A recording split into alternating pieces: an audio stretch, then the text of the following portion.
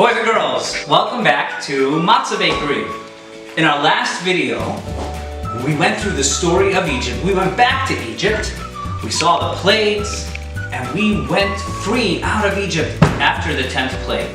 Today we're going to continue with the second part of the story. And I'm going to need your help again to help do this.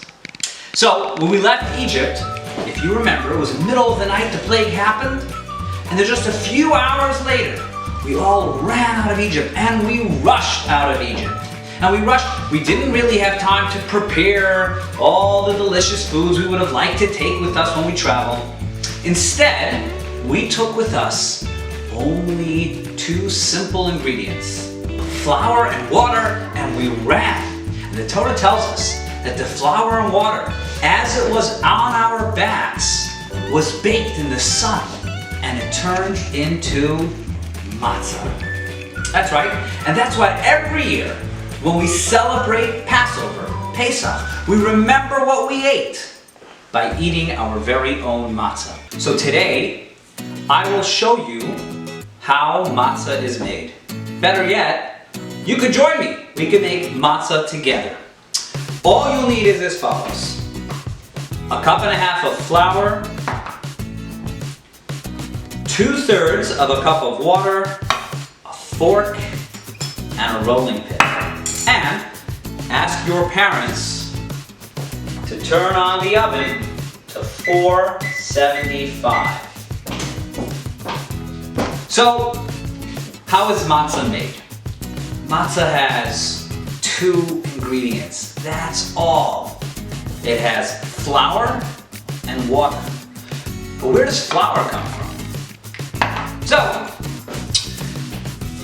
you may sometimes drive on a long trip, and then as you're looking on the side of the road, you'll come across a field which has millions of stalks of wheat. These are stalks of wheat, and this is where the flour begins. And the stalks of wheat, at the top of them, there are little kernels.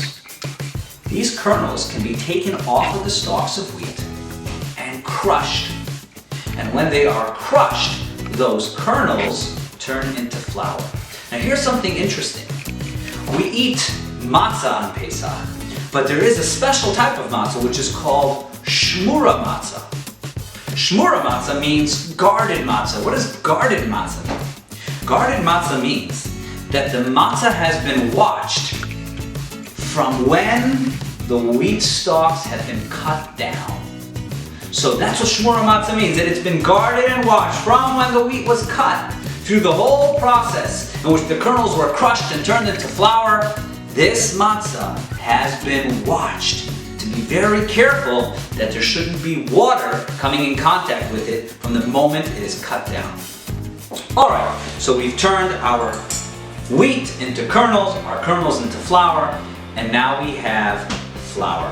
This is where we move on to the next part of our matzah making process, in which we're going to mix the flour and the water. But before I tell you that, I want to share two things.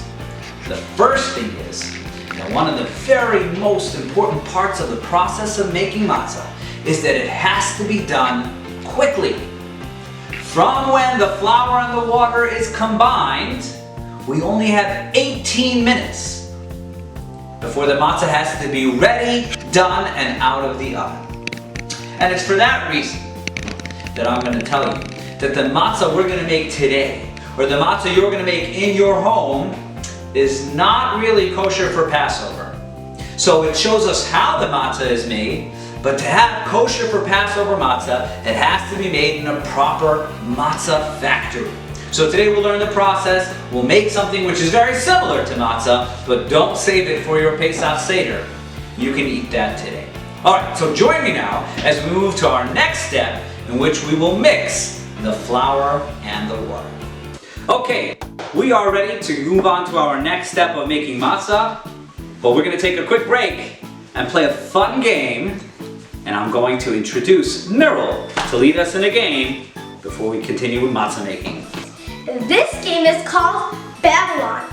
I'm going to read you these sounds, and you're going to have to think what sentence or word makes up of these sounds. So are you ready? Let's start with this. Pay Now say it fast and think in your mind what it says. Pay sucks pay. Pay.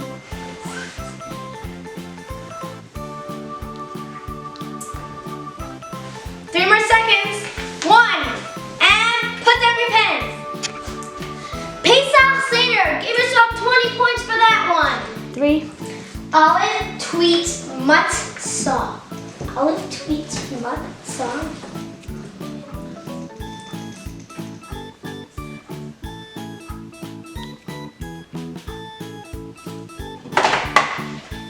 Okay. And it is. I love to eat matzah. Give yourself 15 points for that one.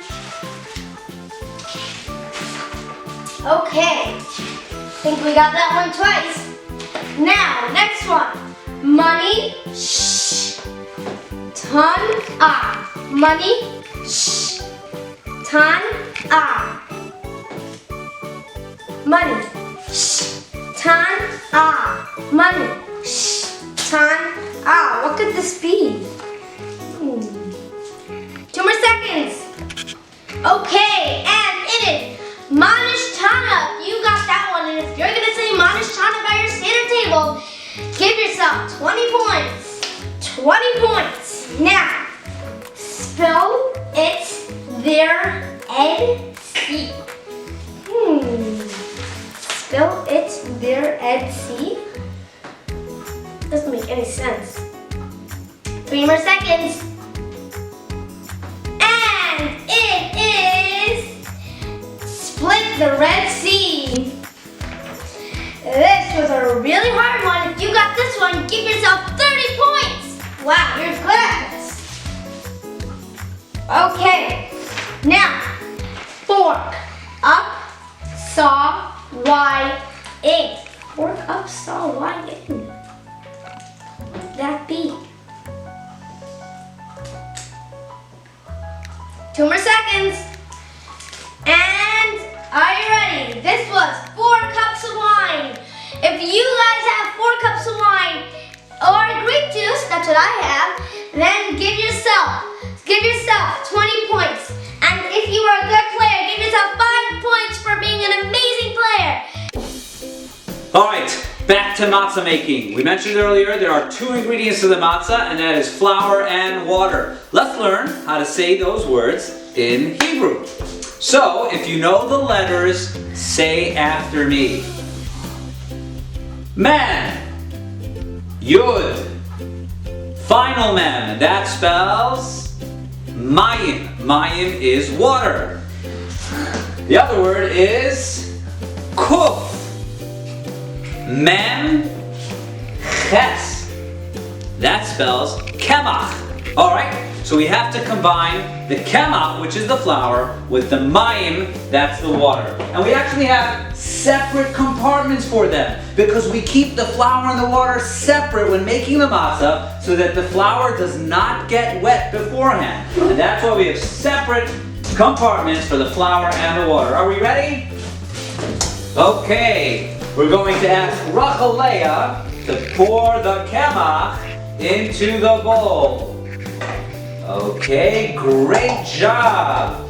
All right, and now Yaakov, can you add mayim to the kemach?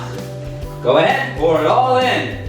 Okay, when you add the mayim to the kemach, now you gotta move quickly. You gotta mix the flour and the water.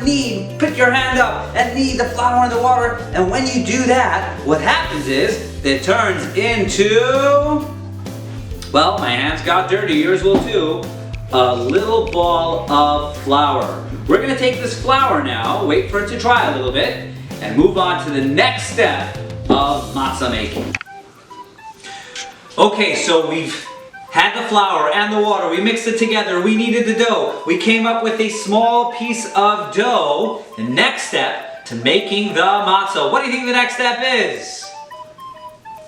Rolling the dough into a flat matzah. Here's what we're gonna do. The best thing to do is to put a little bit of flour, sprinkle flour on the counter or the table where you're going to make the matzah. This helps that the dough will become less sticky. You take the dough, roll it a little bit in that flour, And now we're going to roll the dough. Are you ready? Okay, you can start rolling it. You want to roll it nice and thin. Keep on turning it. As the more you turn it, it'll continue to roll and become a circle. Keep on rolling, Rafalea. Great job. Roll, roll. Let's flip it over. Roll a little bit more. Back into the flour so it's not sticky. Okay, now if you're doing this at home, there's one very important thing you have to do. Rafalea, why don't you do this with me? Pick up your right hand. Okay, one finger up in the air. I want you to dip your finger into the flour in the middle of the table and now touch the tip of your nose. Now you have a matzah baker's nose. Now keep on rolling. Beautiful, what a beautiful matzah is being made. Round and flat. Okay, we have a flat matzah, but there's one more step we have to do before we bake the matzah. And that is a fork. Why do I need a fork to make matzah? The answer is we want to punch holes into the matzah so that it doesn't rise when you put it in the oven. Go ahead, punch holes into that matzah.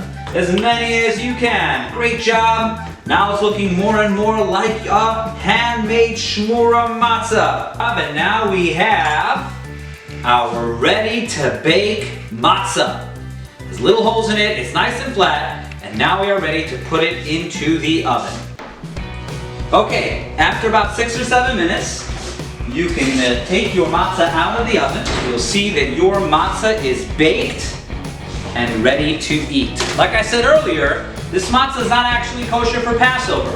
In the real matzah ovens, in the matzah bakery, the ovens are super hot. They take the matzah, the flour, and the water, they roll it into thin matzahs, they put it in the oven, and it's there for less than 30 seconds. That's how hot the real matzah ovens are. So these matzahs are similar to Passover matzah, but they're not actually kosher for Passover. So enjoy it today, and enjoy Passover this year.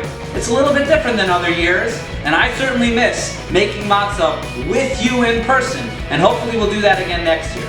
But nevertheless, enjoy the matzah at your Pesach Seder, and thank you for joining the virtual Barbara and Douglas Bloom Matzah Factory.